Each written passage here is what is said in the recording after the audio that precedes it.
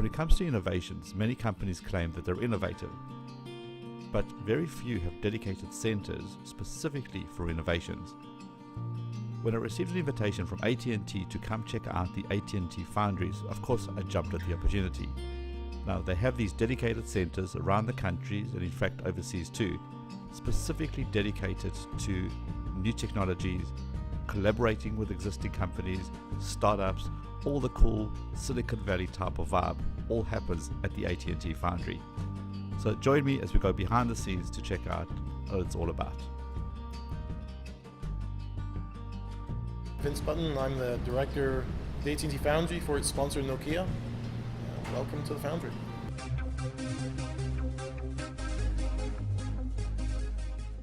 Foundries were an idea that came from John Donovan. He wanted AT&T to be more kind of innovative, and so he came to three of his largest vendors. They were Nokia, at the time Alcatel-Lucent, Ericsson, and Amdocs, and really wanted to actually innovate and do outreach into startups and things like that. So the first thing we had to do was figure out what are we actually doing, what are we building?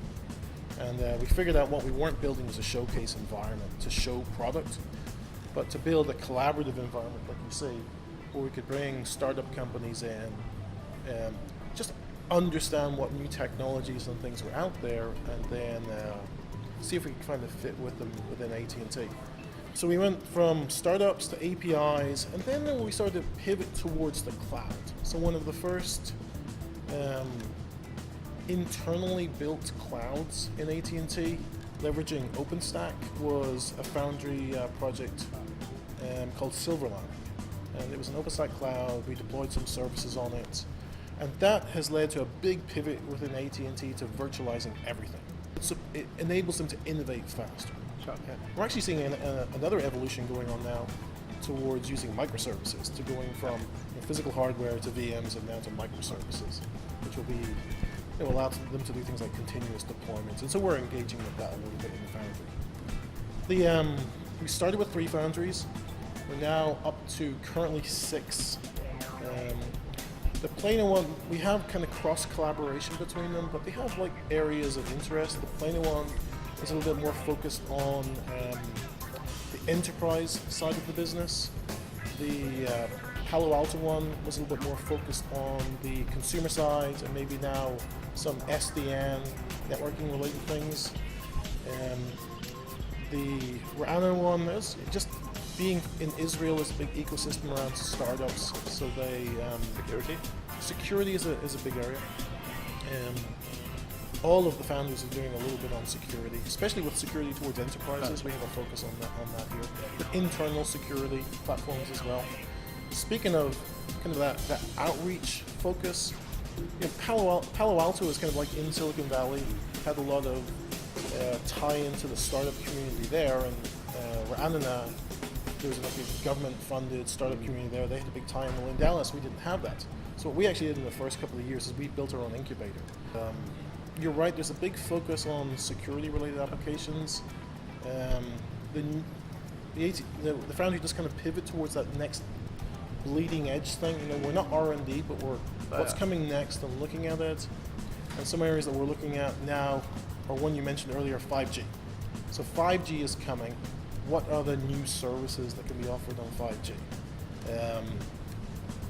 What 5G brings is, ultra high bandwidth, ultra low latency, and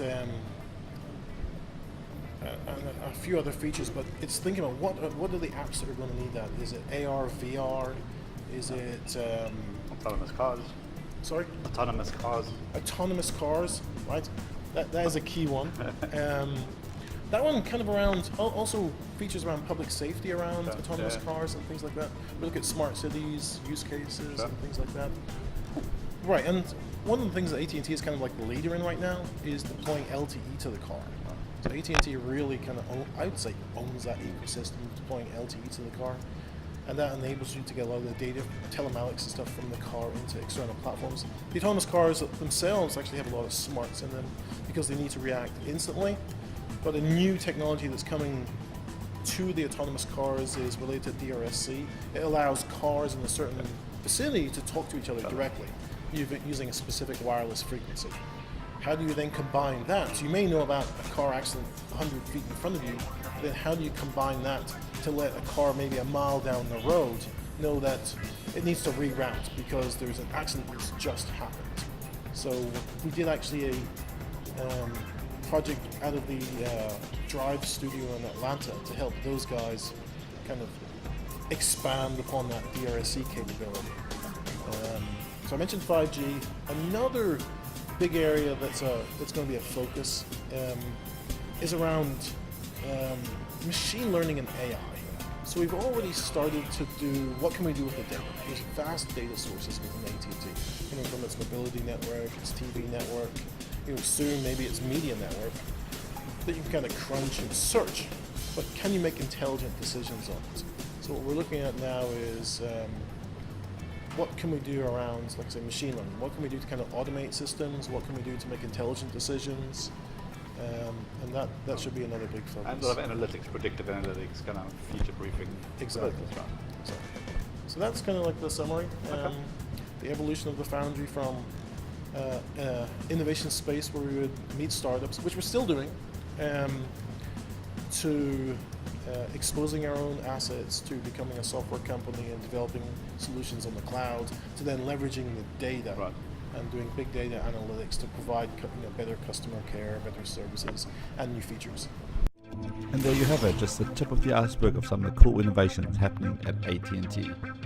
Don't forget to hit the subscribe button, leave us some comments, give it a thumbs up, and we'll see you on the next episode.